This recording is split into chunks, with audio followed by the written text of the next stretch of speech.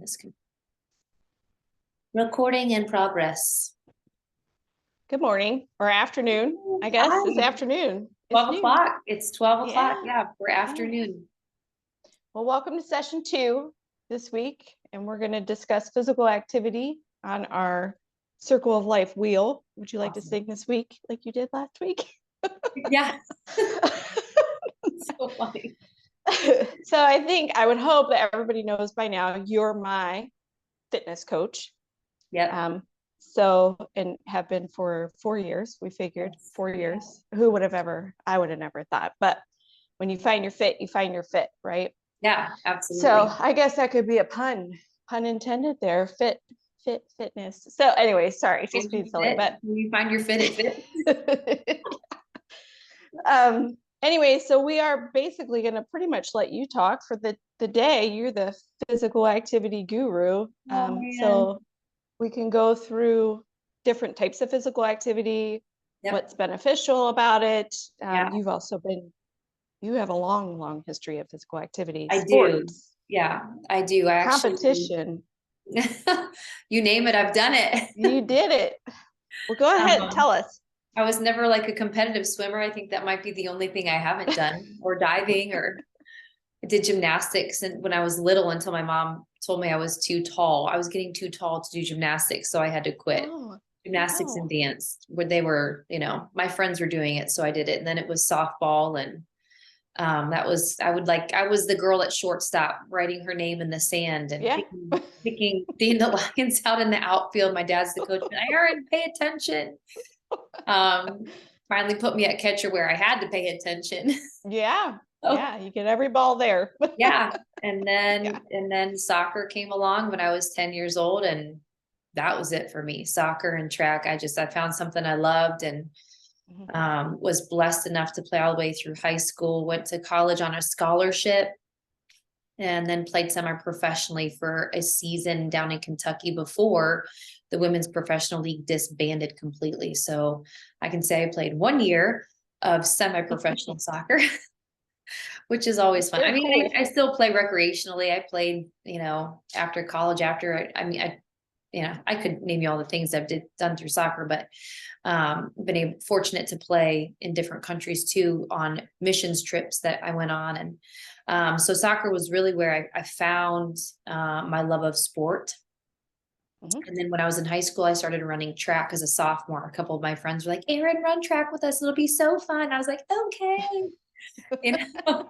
When you find the right people that really bring you along, like you just want to be with them and you want to do things, I think I'm so thankful for my high school friends, because they really were encouraging to me. They brought me something along that I didn't know I wasn't aware of.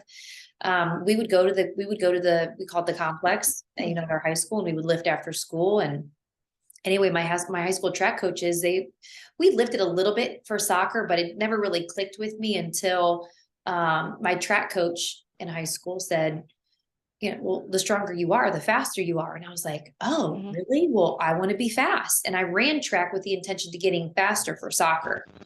Ended up loving the sport. It was an individual event, but your points added to your team total. And so I loved that. Just, I actually liked the pressure of having to perform in order to help my team out.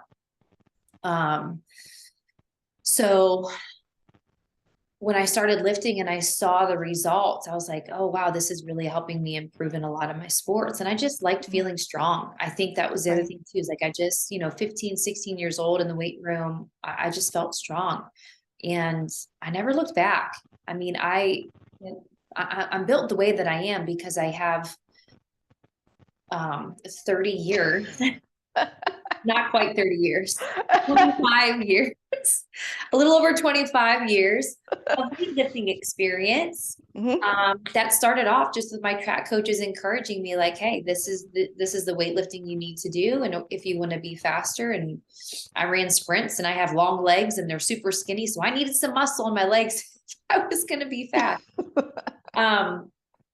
So and then after college, I got my degree in adult fitness because I just knew I wanted to do personal training. And I thought I was going to work with athletes for a while. I actually, embarrassingly enough, drug my mom all the way down to Florida for an interview with, I think it was the Atlanta Braves at the time, to be a strength and conditioning coach, for their spring training season. That's And cool. I didn't know that. yeah. So, and I think I interviewed with like 2 different teams. Well, at the time, this is, early 2000s, at the time, professional coaching women, which I was not professional. I was like brand spanking new out of college, had 0 experience. But women in professional sports setting was kind of a major faux pas. And the fact that I was even interviewing for it, they were like, well, we appreciate your courage, but we're just actually really concerned that this isn't the right environment for you to be training in. Essentially, they're like, you're a woman telling men what to do, and the guys are going to want to fraternize with you. And sorry, but you can't have the job. And I was like, oh, right. I was kind of bummed, but at the same time, yeah. I think really the Lord was protecting me from a lot of things. And Right. so I was like, oh, well, I guess I'll just, I moved back home or whatever and did some personal training, but I never stopped lifting, So then I did have a knee injury after I was done playing competitive soccer. That took me I had to be careful how I had to weight train. But it helped strengthen my legs, and I never looked back again. And then I decided to do figure competitions, which is, like putting on a lot of bulk, getting up in a scantily clad bikini on clear high heels with a super orange tan and greased up, and you get judged on how your body looks. I mean, how self-depreciating is that kind of a sport? Because it's so, so selective. If you smile the wrong way, if you turn your shoulder the wrong way, you're out. Right. But that bodybuilding experience for me really laid the groundwork for just how my body operates on its own now, essentially. And that's not to say everyone has to go through this whole bodybuilding experience, but it really laid the groundwork for me. I remember I had kind of stopped playing soccer because of my knee injury, and I was doing these, training shows, and was just lifting a lot, eating steak and vegetables and fish every meal. And I went back to playing soccer, and I took off on a sprint, and I was like, oh my word, I'm faster now than I was in college. Like, what is happening? But I had put probably 15 pounds of muscle on my frame that I didn't have when I was in college. And I was like, man, if I could go back to college with this muscle on my body, I'd be such a better soccer player. Just, these things. But, so yeah, that came and went, did my shows, and then I got into CrossFit, and even dabbled in some mountain biking. And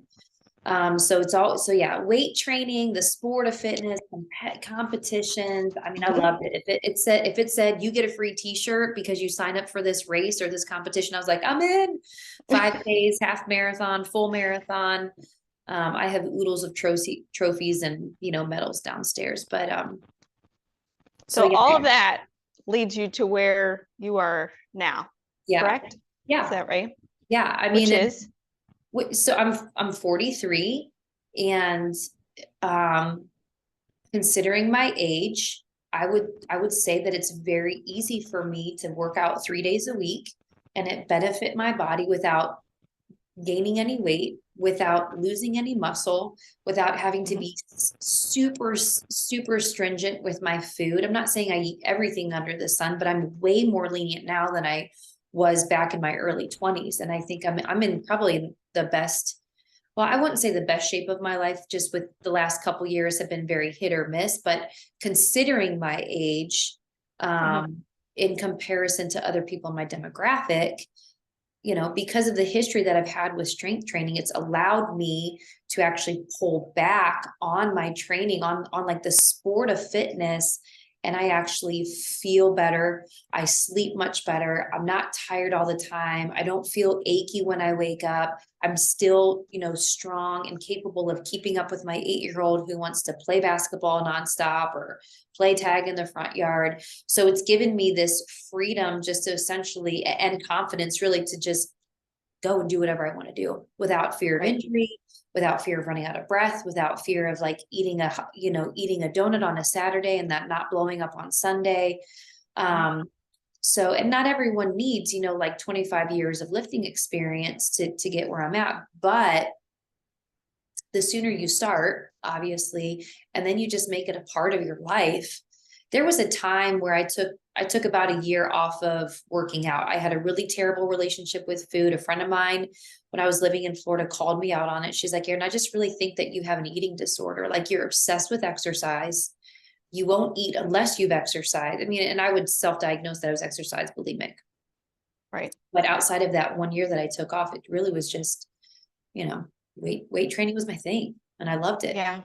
And, so, the sooner people can start now that I understand the difference between strength for longevity and conditioning for longevity and conditioning for the sport of it. I mean, really they're two vast, it's a very vast difference, and when we look at the general population, like what we talked about in episode 1, defining what health is, which is the absence of dis-ease in our body. And you even described it as just waking up every morning and feeling well about yourself is also a level of being well, of health. The vast majority of people in America don't need the sport of fitness. They need fitness for longevity. They need fitness for conditioning. They need fitness for weight loss. They need weight training to be strong. They need weight training for mobility, because weight training is mobility training. Yep. Which I know you experienced with your journey. Yeah. Like you and we're the total opposite growing up. Like I was not pushed. I really wasn't pushed to be in sports. I played a little bit of soccer, but I was not an athlete, and I was always a little bit overweight, and my family's way to deal with it was, go take a walk and drink Slim Fast all day long, which is, not good calories and starving yourself, which then honestly, I think it just led to another issue of just trying to be as skinny as possible. Sure. And like a couple of years ago, it wasn't a couple of years ago, it was probably 5 years ago, I even took prescription medication to help me lose weight because it had gone so far off track. After having my third child, I saw some pictures yesterday. Amazing. So, but I wasn't healthy and I wasn't strong and I was still hurt, like every time I would do something, my back would still hurt, which is when I found you. Right. And now after 4 years, I mean, really, we know what triggers the back hurting. We don't do it or we modify it, but everything else, like I've never box jumped in my life, but here I can do it now. at the young age of 40, box 40, yeah, 40. Well, and that's the thing. I didn't get started till I was 40. So but I feel better. Yeah. Like you said, I sleep better. My endurance levels are much better than they were. Yeah. I mean, 50 calories on the bike was always my nemesis. And now I know that I can get through that, Yeah. So, and I recuperate quicker. Yes. So I thought about it all weekend this weekend when I was painting my renovation, doing my renovation house, but like just getting up and down on the scaffolding to paint. I was like, oh, we've got box step ups here. Oh, so applicable. So, right, exactly. But it's just like, and that's what I love about our gym. And you talked about when you find your place, your people that help encourage you, and it's just, you want to be there. Yeah. And I was always scared to go to the gym, but I had no idea what I was doing. Yeah. And just finding the people that we have. Yeah. Is it makes the day end better for me. It really does. Yeah. Yep. Yeah, it does. So yeah. And I would agree with, you know what, and I've even kind of said this in some social media posts, that what we do at the gym isn't necessarily, you know, we're not striving for PRs in the gym. We're striving to be able to do things in life outside of the gym in a much more confident and an easy way. And so the importance of strength training and cardiovascular conditioning for longevity is that simply it just makes life outside of the gym that much easier. And so physical activity doesn't necessarily have to be a test of fitness every day.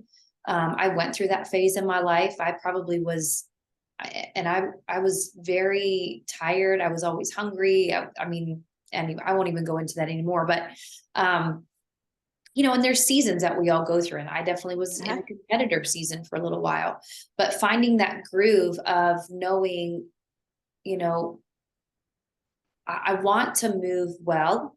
I want to get strong for the future that's coming, but also I call it generational health. What am I teaching my kids? You know, am I going to the gym so I can just lose weight, or am I going to the gym because I want to have an active lifestyle and I can go out and play with my kids and make it just an important part of my life? And so we see, I've seen just an increase of families over this year coming to the gym, entire families, households coming to the gym and working out together, which I think is so beautiful, because they've made it like a family affair, that it's not just the parents going and the parents are like, oh, I got to go to the gym to get out, you know, get away from my kids. It's not an escape. So I think that there's definitely like a movement towards family generational health that's being established right now. So that, you know, we're passing on to our kids even what we've been doing for ourselves, and then they pass on their kids, and those, so you're just you're redirecting the entire generational line after you, just by establishing healthy routines and adding daily activity into your life, whether it's a 30-minute walk at the park, going for a hike, going to the gym, doing some weights for 30 to 40 minutes, maybe even 60 minutes a day, whatever that looks like. Like our classes are 60 minutes because it takes time to be coached and watched and make adjustments and things like that. But, you know, it doesn't always have to be a test of fitness. It just needs to be something that's challenging you, but it's not driving you into the hole day in and day out.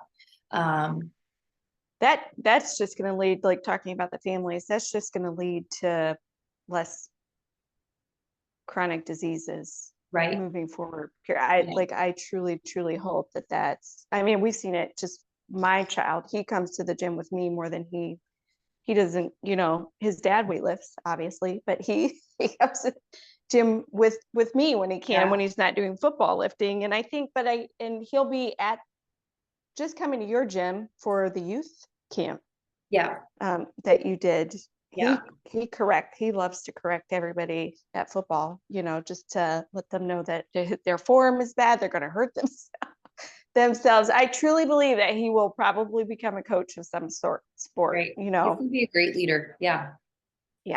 So back to like the majority of Americans, they just need general fitness. They need to go for a walk in the park. You know, they need to get up from their desk every 5 minutes. They need to get up from their desk for at least 5 minutes if they are a desk jockey.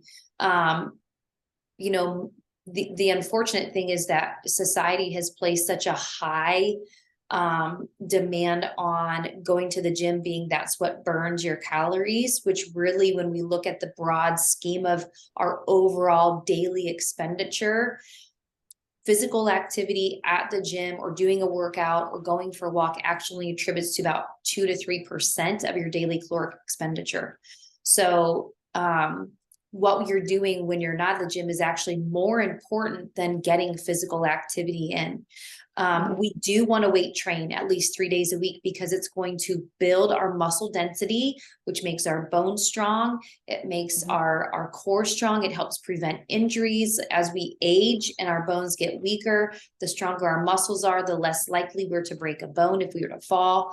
So strength training is essential. It, you know, kicks on endorphins, It helps with Neurologically, it's neurologically, important. right. It helps with Yep. brain function. Yeah, there's so many things that are so beneficial about just going to the, I mean, and sometimes you just need to get it out, you know, you're Oh like, yeah. I can just lift some heavy weights today, blah, you know, and that's great. I think there's another component that though to that, and we might get into this another day, that the gym though cannot be your therapy, because Yeah. what if the gym goes away, right? What's your Right. therapy then? But just Right. using the gym as a place where you move, you go to the gym so that you can move better. You go to the gym so you can get strong. You go to the gym so you can surround yourself with encouraging, like-minded, non-competitive people. And you go to the gym to receive coaching to help someone move you along and progress you along in your journey towards being well. And all of that, you know, that might just be an hour of your day. The other hours of your day, which are called your non-exercise activity thermogenesis, your NEAT, is actually what continues to burn your calories. So things like parking really far away at the, you know, at Target, like I'm talking the last parking space in Target, and then you walk all the way in, taking the stairs instead of the elevator, standing at your desk rather than sitting for a long time. I don't know, you know, carrying in your groceries in one hand. Laundry, doing laundry up and down the steps. Doing laundry up and down the steps. Yep. Yeah. Chasing your kids in the front yard. Things that aren't necessarily considered exercise, but your body is moving, which attributes to caloric expenditure. And there's other components in that, which would be, you know, what kind of food you're eating, that attributes to how your calories are burning through the day. So, you know, the more nutrient dense foods you're eating, the higher your metabolism. You know, your muscle that's on your bones, that takes a lot of energy to maintain. So that's going to increase your metabolism. How much water you take in. So there's all these different components, but physical activity, for the simple fact that it's going to release endorphins, it's going to help clear your mind. Our bodies were not meant to stay still. Like, we were meant to live and move and have our being. So doing things that are going to help our bodies, you know, release energy, whether it's mental energy, emotional energy, or physical energy, getting to the gym, going for a walk, doing a hard hike, going out for a run. Maybe, you know, like it's winter outside here, but you don't belong to a gym, but even making some kind of a path around your house so you can walk at home. Right. I have a 72-year-old client who does that in the winter. When she can't go out for walks, she trains with me twice a week. She's been a client of mine for 11 years. She moves like I do. She may not lift as much as I do, but she moves as well as I do, but she's 30 years older than me. When it's too cold outside to walk in her neighborhood, she has this little loop that she's created in her apartment or in her condo. Yeah, so that she can get 30 minutes of movement in. And that's just, you know, and, you know, people are going, oh, I don't have time, I don't have the money, the resources. Listen, I think then maybe you need to sit down and take a realistic look at your finances. Where are you spending extra that you could actually putting towards your health, rather than putting it towards other things that maybe are not bringing you to a healthy place in life, which I think is going to be probably our finance topic, which is coming up. Yeah, most definitely. If it's out of balance, it's not. Yeah. Right. So physical activity doesn't have to be super duper strenuous. It doesn't have to involve laying on the floor at the end of every workout. It does need to be challenging. Because if I'm not challenging you at the gym, Bridget, you're going to stay very stagnant. You're not going to, I mean, you might get a little bit stronger, but it's not going to give you the confidence to do what you need to do in everyday life. And in order for our metabolism and our muscles to maintain their density, we have to challenge them. We have to put them to a place of near failure, not failure every time, but we need to test them a little bit to see how much capacity they have. And so doing exercises that are challenging but not overwhelming are important to do 3 to 4 days a week. And, you know, then the cardiovascular, you know, component of it, of just moving 30 days on the other days. And then, you know, just making sure that you're doing all of the extra little things when you're not at the gym, because the gym doesn't really attribute to that much caloric expenditure.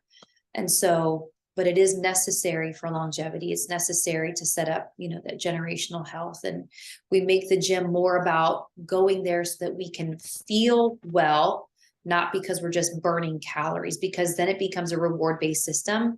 And that is Right. not that is Right. no, I'm not about that life. It's not, it's just not healthy. It's Yeah. not healthy at all. And it's proven that you know, don't go to the gym because you ate a donut. Go to the gym because you want to feel better, you know. Have your donut. It's okay. Yeah. Just go to, You're not eating go them to the every gym day. to feel better. No, you can't. No, And don't no. go to the gym to make yourself feel better about having the donut. Just have the Right. donut and go to the gym to get strong. Go to the gym to Right. move better. Go to the gym to Mhm. see your friends. Go to the gym to release some energy, to release some mental tension. You know, go to the gym for those reasons. Go work out for those reasons. So, Right. um, And I think that's the it's you have to find a healthy balance. Like for me, 3 days a week is my balance. If I can get there to 4, right. that's awesome. There are Yeah. certain seasons that this, you know, it's more difficult than others, you know. Just last week, didn't I was texting you because I was upset because my schedule got messed up, and it just, you know, it happens. Life happens. The Yeah. beauty of it is I can still do some stuff here at home.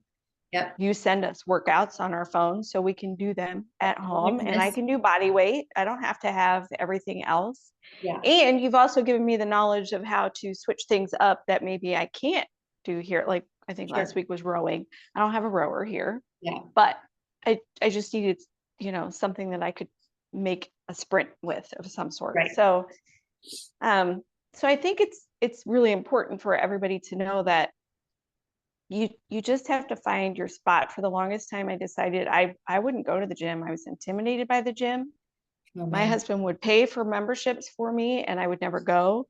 But Yeah. I didn't have anybody helping me, and I Sure. didn't work well with him telling me what to do, Yeah. just because it, you know, it's just that didn't work for us. So it's and that's okay. It's really okay. And even though I Right. have equipment downstairs, I like to go to our gym. I look forward to it, you know, Monday, Tuesday, Thursday, or Monday, Wednesday, Thursday, or whatever I decide for that week. So it's an outlet for a lot of people. And if I think it's important for people to explore that.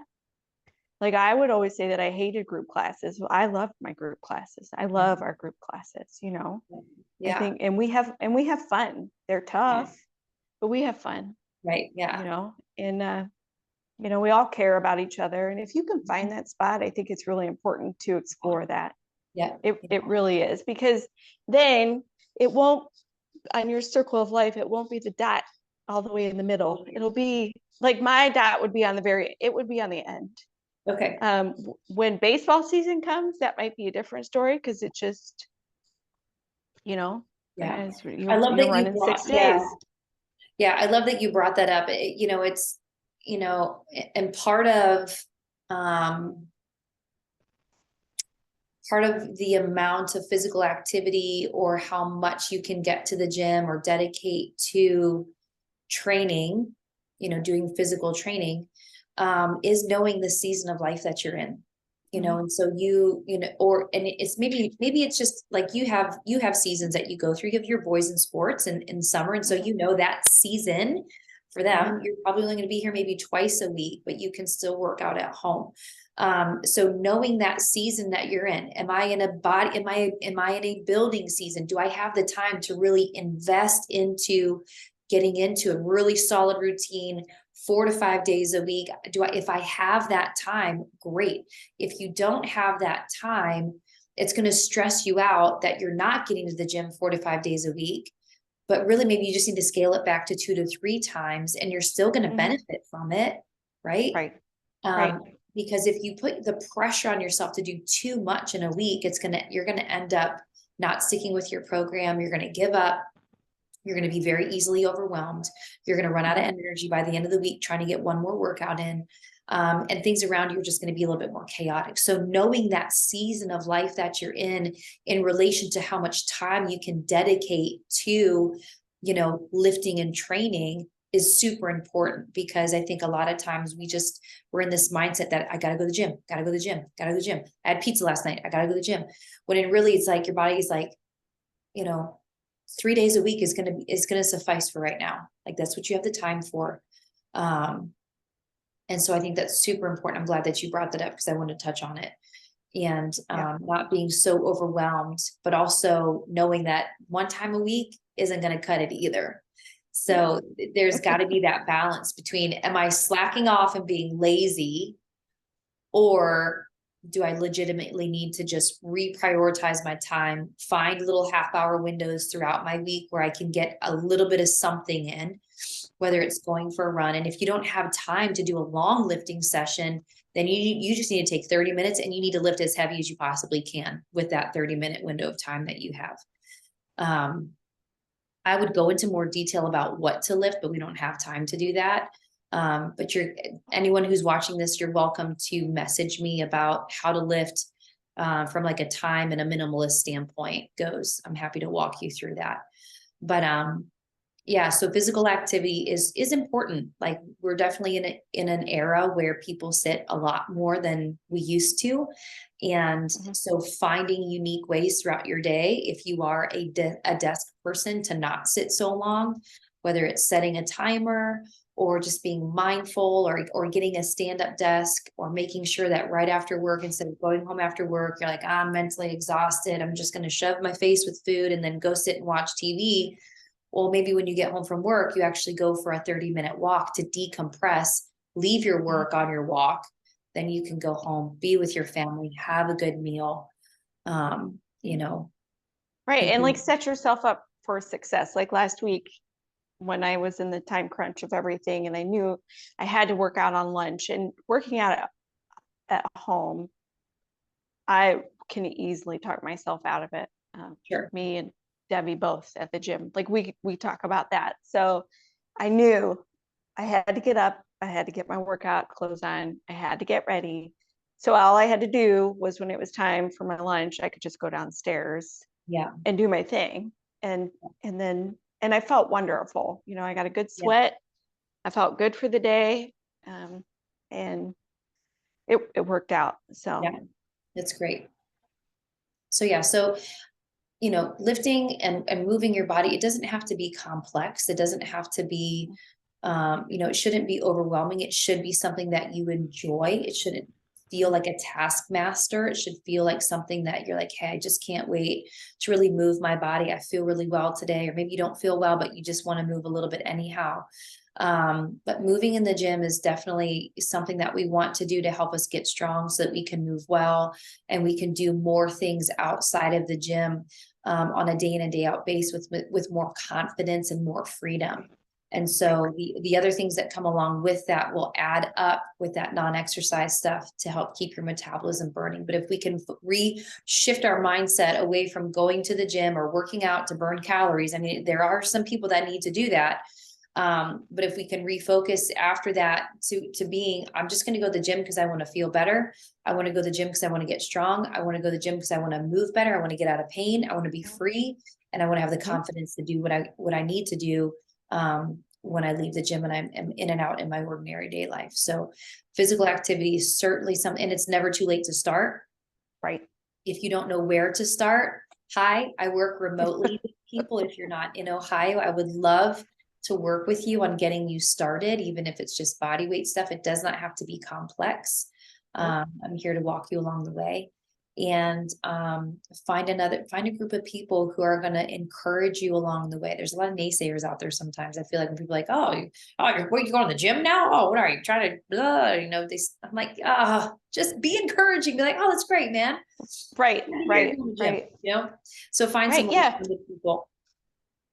I agree. So those are probably my tips on physical activity. It doesn't have to be complicated. Move so you can feel well, get strong so you can do unordinary things, pass it on down to your kids, and do more than just go to the gym. Be active outside of it, and watch how much better you feel on a day in and day out basis. So that's my 2 cents. I couldn't agree more. Yeah. I went a little long, so I'm sorry, but no, it's really good 2 cents though. So I think it's encouraging and that's what we want to do. We just kind of want to help everybody move towards, it doesn't have to be hard. Yeah. Yep. Episode 3, what do we talk about next week? Oh, I didn't bring over I picked a different spot to sit today. We talked a little bit about the finance piece of investing in your book. So we'll hit up finance. Absolutely. Works for me. Cool. Absolutely. All right. Thank y'all for tuning in. We hope to see you next week. Be well with Bridget and Erin. Have a great day. Thanks. Bye. Bye.